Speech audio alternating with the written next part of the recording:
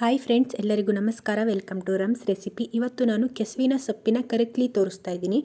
ಇದು ಅನ್ನದ ಜೊತೆಗೆ, ಬಿಸಿ ಬಿಸಿ ಅನ್ನದ ಜೊತೆಗೆ ತಿನ್ನೋದಕ್ಕೆ ತುಂಬ ರುಚಿಯಾಗಿರುತ್ತೆ. ಇದು ನೋಡಿ, ಕೆಸುವಿನ ಸೊಪ್ಪು, ಕೊಲೊಕೇಶಿಯಾ ಅಂತಲೂ ಕರೀತಾರೆ. ಇದನ್ನು ನಾನು ಒಂದು 5 ಎಲೆ ಆಗೋಷ್ಟು ತೊಗೊಂಡಿದ್ದೀನಿ. ಇದು ತುಂಬ ದೊಡ್ಡದಾಗಿದೆ, ಹಾಗಾಗಿ 5 ಎಲೆ ತೊಗೊಂಡಿದ್ದೀನಿ. ಹಾಗೆ ಅದರದ್ದು ದಂಟು ಕೂಡ ನಾನು ಉಪಯೋಗಿಸ್ತಾ ಇದ್ದೀನಿ. ಇದು ಕೂಡ ತುಂಬ ರುಚಿಯಾಗಿರುತ್ತೆ. ದಂಟು ಹಾಗೂ ಸೊಪ್ಪು ಎರಡೂ ಸೇರಿಸ್ಬಿಟ್ಟು ಮಾಡ್ತಾಯಿದ್ದೀನಿ. ನಾನು ಮೊದಲಿಗೆ ಕುಕ್ಕರ್ ತೊಗೊತಾ ಇದ್ದೀನಿ. ಇದನ್ನು ಬೇಯಿಸ್ಕೊಬೇಕು. ಸೊಪ್ಪು ಹಾಗೂ ದಂಟು ಎರಡನ್ನೂ ಒಟ್ಟಿಗೆ ಹಾಕಿ ಬೇಯಿಸ್ಕೊಬೇಕು. ಆ ಸೊಪ್ಪನ್ನು ಸ್ವಲ್ಪ ನಾನು ಕಟ್ ಮಾಡಿದ್ದೀನಿ, ಹಾಗೆ ರಫಾಗಿ. ಹೇಗಿದ್ದರೂ ಬೇಯಿಸೋದು ಅದು ಈಸಿಯಾಗಿ ಮೆತ್ತಗಾಗಿ ಬೇಯುತ್ತೆ. ಹಾಗಾಗಿ ನೀವು ಚಿಕ್ಕದಾಗಿ ಕಟ್ ಮಾಡ್ಕೊಳ್ಳೋದೇನು ಬೇಕಾಗಲ್ಲ. ಹಾಗೆ ರಫಾಗಿ ಕಟ್ ಮಾಡಿ ಹಾಕಿದರೆ ಸಾಕಾಗುತ್ತೆ. ಸೊಪ್ಪು ಮತ್ತು ದಂಟು ಎರಡೂ ಹಾಕಿದ್ದೀನಿ.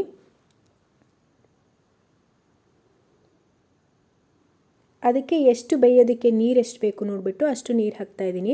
ಯಾಕಂದರೆ ಸೊಪ್ಪಿನಲ್ಲಿ ನೀರಿನ ಅಂಶ ಜಾಸ್ತಿ ಇರುತ್ತೆ. ಹಾಗಾಗಿ ತುಂಬ ಜಾಸ್ತಿ ನೀರು ಹಾಕ್ಕೊಳ್ಳೋದಕ್ಕೆ ಹೋಗಬೇಡಿ, ಸ್ವಲ್ಪ ನೀರು ಹಾಕ್ಕೊಳ್ಳಿ ಅಷ್ಟೇ.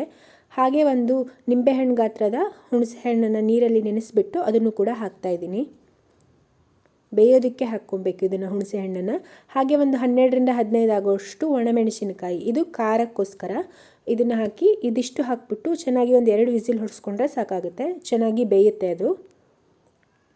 ನೋಡಿ, ಇದು ಚೆನ್ನಾಗಿ ಬೆಂದಿದೆ. ನೀವು ಮೊದಲು ನಾನು ಹಾಕುವಾಗ ಕುಕ್ಕರ್ ತುಂಬ ಇತ್ತು. ಇವಾಗ ನೋಡಿ, ಇದು ಕುಕ್ಕರಿಂದ ತುಂಬ ಕಡಿಮೆ ಹೋಗಿದೆ. ಯಾಕಂದರೆ ಬೆಂದ ಮೇಲೆ ಅದು ಕುಗ್ಗುತ್ತೆ.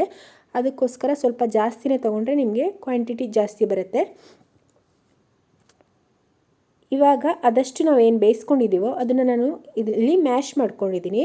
ಹೀಗೆ ಕೂಡ ನೀವು ಒಂದು ಒಗ್ಗರಣೆ ಹಾಕ್ಬಿಟ್ಟು ತಿನ್ಬೋದು, ತುಂಬ ರುಚಿಯಾಗಿರುತ್ತೆ, ಪಲ್ಯದ ಥರ ಆಗುತ್ತೆ. ಆದರೆ ಇವಾಗ ನಾವು ಕರಕ್ಲಿ ಮಾಡೋದ್ರಿಂದ ನಾನು ಇದನ್ನು ಗ್ರೈಂಡ್ ಮಾಡಿಬಿಟ್ಟು ತೋರಿಸ್ತಾ ಇದ್ದೀನಿ. ಕರಕ್ಲಿ ಮಾಡಬೇಕು ಅಂದರೆ ನೀವು ಗ್ರೈಂಡ್ ಮಾಡ್ಕೊಬೇಕಾಗತ್ತೆ. ಇದು ಸ್ವಲ್ಪ ತಣ್ಣಗಾದ್ಮೇಲೆ ನಾನು ಅದನ್ನು ಮಿಕ್ಸರ್ ಜಾರ್ಗೆ ಹಾಕ್ಬಿಟ್ಟು ಗ್ರೈಂಡ್ ಮಾಡ್ಕೊತಾ ಇದ್ದೀನಿ. ಇದು ನೈಸಾಗಿ ಪೇಸ್ಟ್ ಮಾಡ್ಕೊಬೇಕು. ಈ ಕಡೆ ನಾವು ಒಗ್ಗರಣೆ ಮಾಡ್ಕೊಳ್ಳೋಣ. ಅದಕ್ಕೆ ಒಂದು 2ರಿಂದ 3 ಚಮಚ ಆಗೋಷ್ಟು ಎಣ್ಣೆ ಸ್ವಲ್ಪ ಬಿಸಿ ಆದಮೇಲೆ ಸಾಸಿವೆ ಹಾಕ್ತಾಯಿದ್ದೀನಿ. ಒಂದು ಅರ್ಧ ಚಮಚ ಆಗೋಷ್ಟು ಸಾಸಿವೆ, ಹಾಗೆ ಒಂದು 12ರಿಂದ 15 ಆಗೋಷ್ಟು ಬೆಳ್ಳುಳ್ಳಿ ಎಸಳು, ಅದನ್ನು ಸ್ವಲ್ಪ ಜಜ್ಜಿದ್ದೀನಿ. ಇದಿಷ್ಟೇ ಸಾಕು ಒಗ್ಗರಣೆಗೆ, ಇನ್ನೇನು ಹಾಕೋದು ಬೇಕಾಗೋದಿಲ್ಲ. ಇದು ಸ್ವಲ್ಪ ಬೆಳ್ಳುಳ್ಳಿ ಕಂದು ಬಣ್ಣಕ್ಕೆ ತಿರುಗಿದ ಮೇಲೆ ನಾವೇನು ರುಬ್ಬಿಟ್ಕೊಂಡಿದ್ವಲ್ಲ ಮಿಶ್ರಣ, ಸೊಪ್ಪು ಬೇಯಿಸಿ ರುಬ್ಬಿದ್ದೀವಲ್ಲ, ಅದನ್ನು ಇದಕ್ಕೆ ಹಾಕಬೇಕಾಗುತ್ತೆ. ನೋಡಿ, ಜಾಸ್ತಿ ನೀರು ಹಾಕ್ಕೊಬೇಡಿ ಅಂತ ಹೇಳಿದ್ದು ಇದಕ್ಕೆ. ನೋಡಿ, ಇದೇ ಹದದಲ್ಲಿರಬೇಕು. ತುಂಬ ನೀರಾದರೂ ಇದು ರುಚಿಯಾಗೋದಿಲ್ಲ. ಹಾಗಾಗಿ ನೀವು ಬೇಯಿಸ್ಬೇಕಿದ್ರೆ ತುಂಬ ಕಡಿಮೆ ನೀರಲ್ಲಿ ಬೇಯಿಸ್ಕೊಬೇಕಾಗತ್ತೆ. ಇದು ಹಾಕಾದ್ಮೇಲೆ ಈ ಥರ ಚೆನ್ನಾಗಿ ಮಿಕ್ಸ್ ಮಾಡಿದರೆ ಆಯ್ತಷ್ಟೇ. ರುಚಿಗೆ ತಕ್ಕಷ್ಟು ಉಪ್ಪು ಕೂಡ ಹಾಕ್ಕೊಂಡ್ರೆ ರುಚಿಯಾದ ಬಿಸಿ ಬಿಸಿಯಾದ ಕರಕ್ಲಿ ರೆಡಿಯಾಗುತ್ತೆ. ಇದನ್ನು ಜಾಸ್ತಿ ಹೊತ್ತು ಕುದಿಸೋದೇನು ಬೇಕಾಗಲ್ಲ. ನೀವು ಒಂದು 5 ನಿಮಿಷ ಈ ಥರ ಕೈ ಆಡಿಸಿದರೆ ಸಾಕಾಗುತ್ತೆ. ನೋಡಿ, ಇದು ಇವಾಗ ರೆಡಿಯಾಗಿದೆ. ಇಷ್ಟೇ. ಇದು ತುಂಬ ಸಿಂಪಲ್ ರೆಸಿಪಿ. ಬಿಸಿ ಬಿಸಿ ಅನ್ನದ ಜೊತೆಗೆ ತುಂಬ ರುಚಿಯಾಗಿರುತ್ತೆ ಇದನ್ನು ತಿನ್ನೋದಕ್ಕೆ.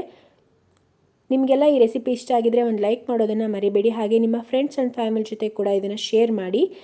ಯಾರಾದರೂ ಹೊಸದಾಗಿ ನನ್ನ ಚಾನಲ್ ನೋಡ್ತಾಯಿದ್ರೆ ನನ್ನ ಚಾನಲ್ನ ಸಬ್ಸ್ಕ್ರೈಬ್ ಆಗೋದನ್ನು ಮರಿಬೇಡಿ. ಹಾಗೆ ಪಕ್ಕದಲ್ಲಿ ಕೂಡ ಬೆಲ್ ಐಕನ್ ಇರುತ್ತೆ, ಅದನ್ನು ಕೂಡ ಕ್ಲಿಕ್ ಮಾಡಿ. ನಾನು ಮುಂದೆ ಯಾವುದೇ ವಿಡಿಯೋ ರೆಸಿಪೀಸ್ ಹಾಕಿದರೂ ನಿಮಗೆ ಈಸಿಯಾಗಿ ನೋಟಿಫಿಕೇಷನ್ ಬರುತ್ತೆ. ನಾನು ಮತ್ತೆ ಇನ್ನೊಂದು ಯಾವುದಾದ್ರೂ ಹೊಸ ರೆಸಿಪಿಯೊಂದಿಗೆ ಸಿಗ್ತೀನಿ. ಅಲ್ಲಿವರೆಗೆ ಬಾಯ್, ಟೇಕ್ ಕೇರ್.